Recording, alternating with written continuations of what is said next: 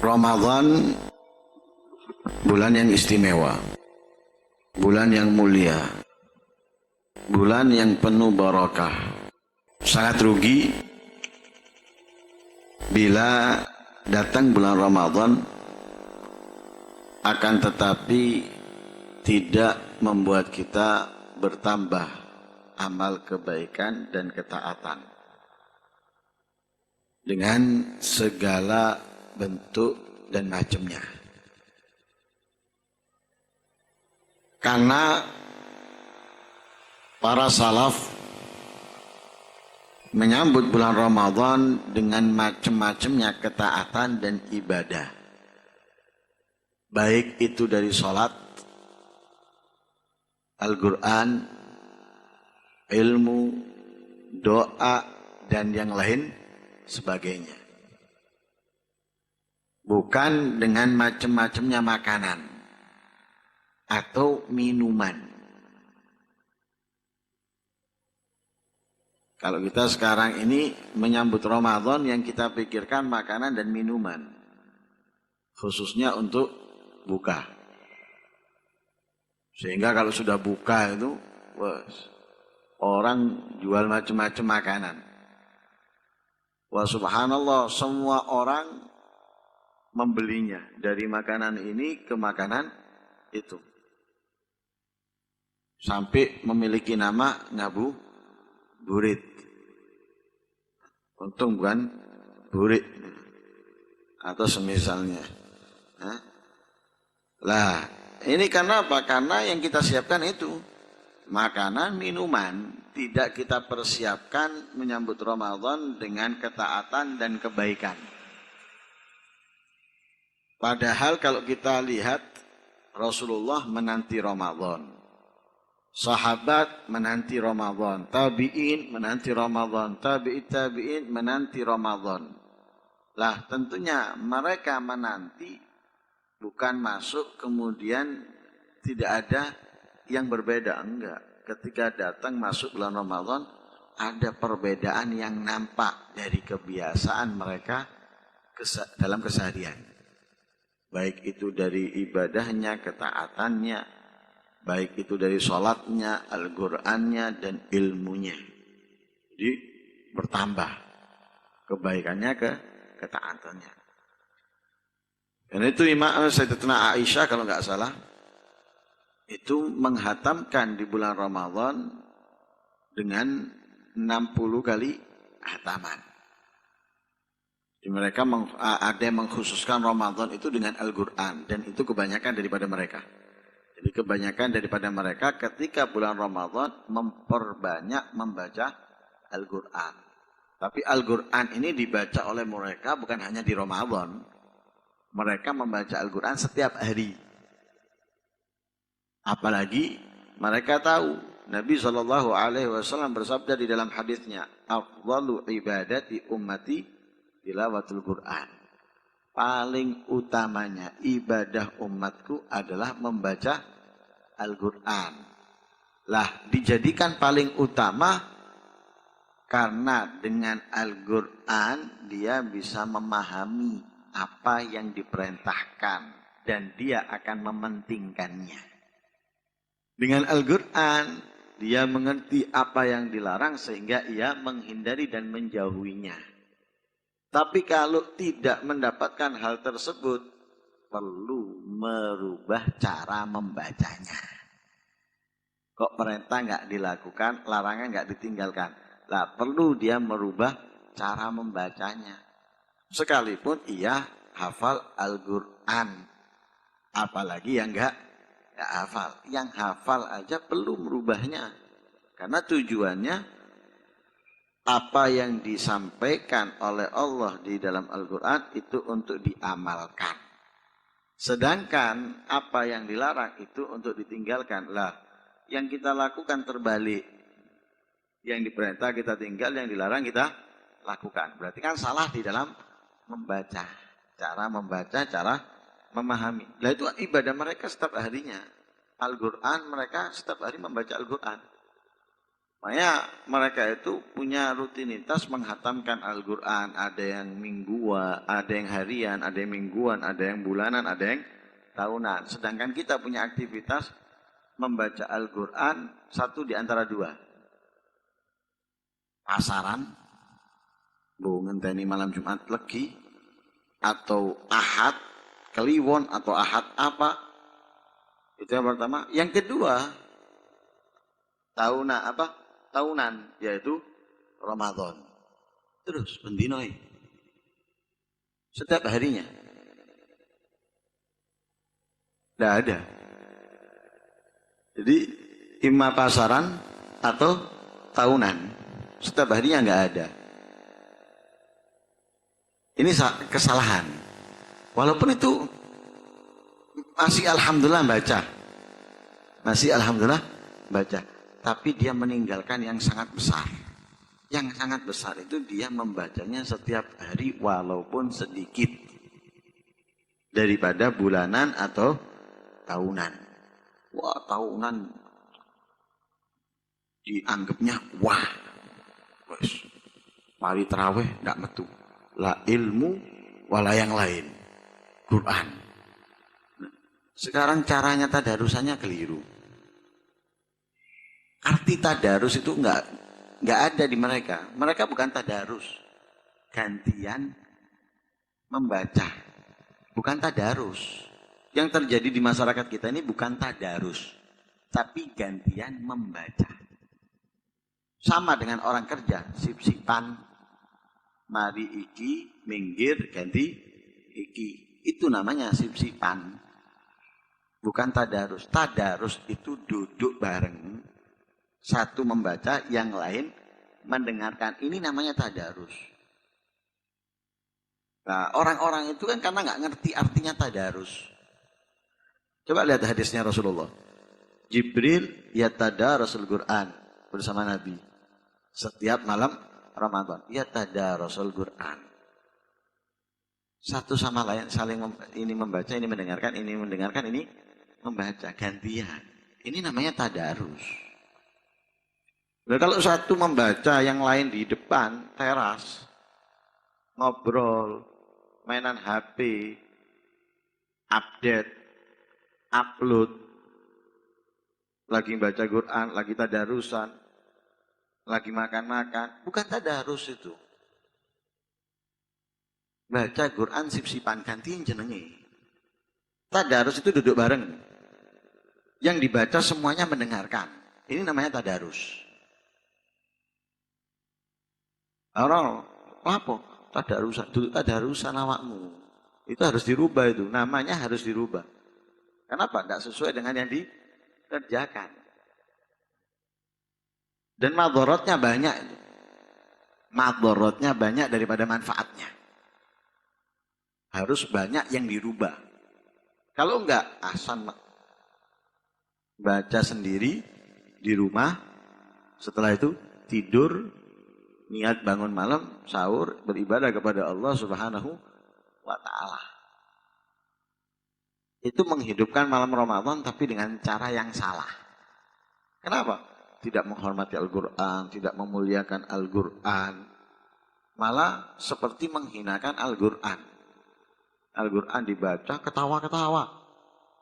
Kadang ketawanya ini lebih banter daripada yang baca. Cuma menangnya yang baca pakai mic. Tapi si kalah banter, misalnya mic-nya nggak dipakai, sama ketawanya, si menangan ketawanya suaranya. Ini salah. Sudah melanggar perintahnya Al-Quran. Al-Quran memerintahkan untuk diam dan mendengarkan. Wa idza quri'a al-Qur'anu fastami'u lahu wa ansitu. Al-Quran memerintahkan untuk diam dan mendengarkan.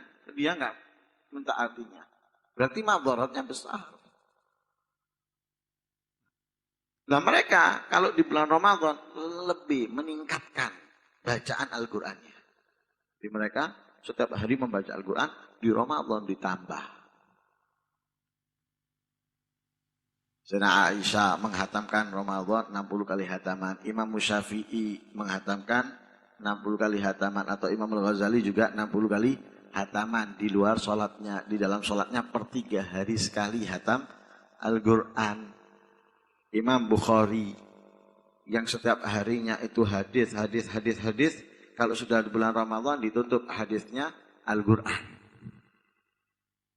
Mereka memperbanyak membaca Al-Quran. Nah, tidak sedikit daripada mereka yang menghatamkan puluhan kali di bulan Ramadan. Di antaranya Al-Habib Abdurrahman Al-Masyhur. Habib Abdurrahman Al-Masyhur kana yakra'u khatmatan fi Ramadan kulla yaumin. Per hari 1 kali hataman. Per hari 1 kali hataman. Kemudian yusolli tarawih 3 marat an Ramadan. Kalau setiap malamnya sholat tarawih itu enggak sekali. Minimal 2 kali. Minimal. Bisa sampai 3 kali setiap malam. Kalau kita 20 itu plus witir 23, terus kapok-kapok lagi jak meneng. Tarawih meneng, kapok-kapok sampun, ampun. Tak kuat aku, kesel kabeh awakku. Ampun. Oh, yuk mari melayu 7 kilo. 7 kilo. Padahal mek sembayang tok ngadeg, rukuk, iktidal, ampun. Padahal imamnya ya ngebut, kalah Rosi. Melayune Rosi kalah, motori Rosi dengan sholatnya. Wonten. Mereka enggak, setiap malamnya itu sholat tarawihnya 2 kali, 3 kali. Apalagi di kota Tarim itu sholat tarawihnya jamnya itu ada yang berbeda. Enggak semua masjid sama. Ada yang sama, ada yang berbeda. Yang berbeda ini kadang sampai 2-3 kali perbedaan. Ada yang jam 7:30, jam 8, setengah jam atau 45 menit setelah masuknya Isya, sholat. Ada yang sekitar jam 10-an atau jam 12. Ada yang sebelum waktunya sahur, jam 2, sholat tarawihnya. Ya, makanya melaksanakan 2 kali atau 3 kali bisa di satu malam berjamaah di masjid-masjid yang ada. Jadi setiap hari hatam 1 kali, sholat tarawihnya 2 atau 3 kali. Belum lagi ditambah dengan sholat witirnya 11. Kalau kita kan cuma 3 itu wis, tidak nambah meneng. Mereka 11. Kemudian ditambah dengan sholat tasbih. Sholat tasbih. Makanya kalau sudah datang bulan Ramadan, atau mau datang bulan Ramadan, para salaf itu sudah menanyai anaknya. Anaknya itu ditanyai atau keluarganya ditanyai. Ditanya. Seperti Al-Habib Abdullah bin Husain bin Thahir. Kalau sudah datang Ramadan, anak-anaknya dipanggil. Dan dianjurkan oleh beliau kepada anak-anaknya untuk menambah amal. Tambah amal, ketaatan, kebaikan, ibadah. Ditanya satu-satu. Nah, kamu mau nambah apa? Amal apa yang kamu ingin tambah di bulan Ramadan ini? Ditanya satu-satu. Kamu ingin nambah apa? Kamu ingin nambah apa? Ditanya satu-satu. Lah ketika mereka masing-masing ini ingin menambah sholat, ingin membaca Al-Quran, ingin menambah doa, atau ingin menambah ilmu dan lain sebagainya, nangis.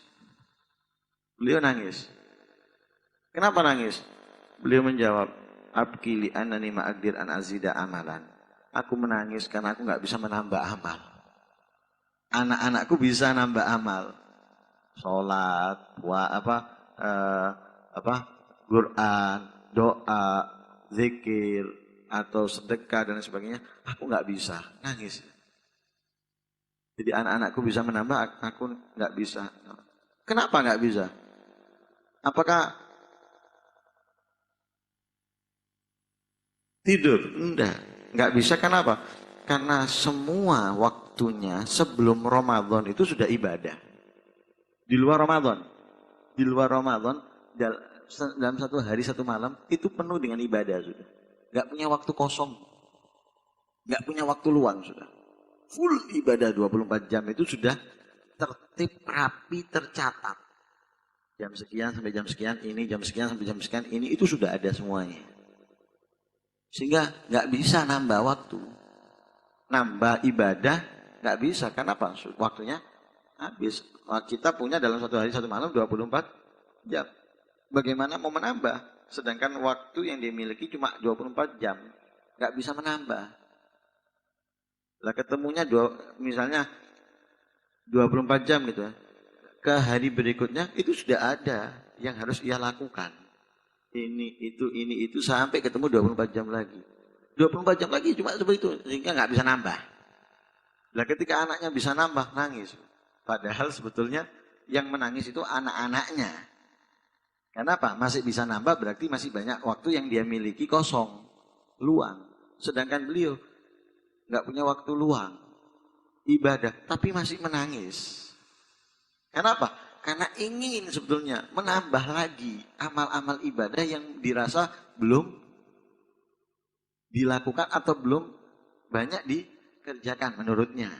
Menurutnya masih ada amal ibadah yang perlu ditingkatkan tapi nggak punya waktu, sehingga beliau mengatakan kepada anaknya, ya auladi hal minkum man yabi'li waqtahu, apa ada di antara kalian yang ingin menjual waktunya kepadaku?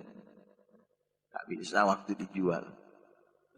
Waktu dijual nggak bisa. Ada ya, misalnya nambah, kamu hidup 23 jam aja dalam satu hari, 1 jamnya tak beli, nggak iso, nggak bisa. Sampai menawarkan kepada anak, ada yang menjual waktunya kepadaku, nggak bisa.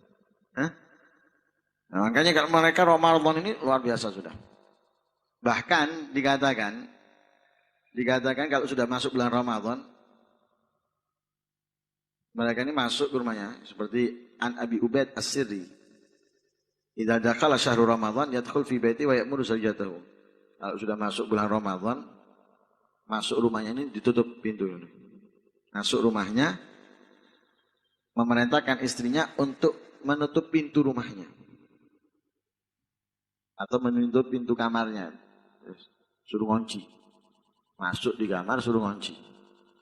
Lalu wa tatruku qawatan saghiratan tarmi ilaihi minha biraghifin kulalaila. Kemudian menempatkan satu lubang kecil itu untuk memasukkan dari lubang itu satu roti setiap harinya.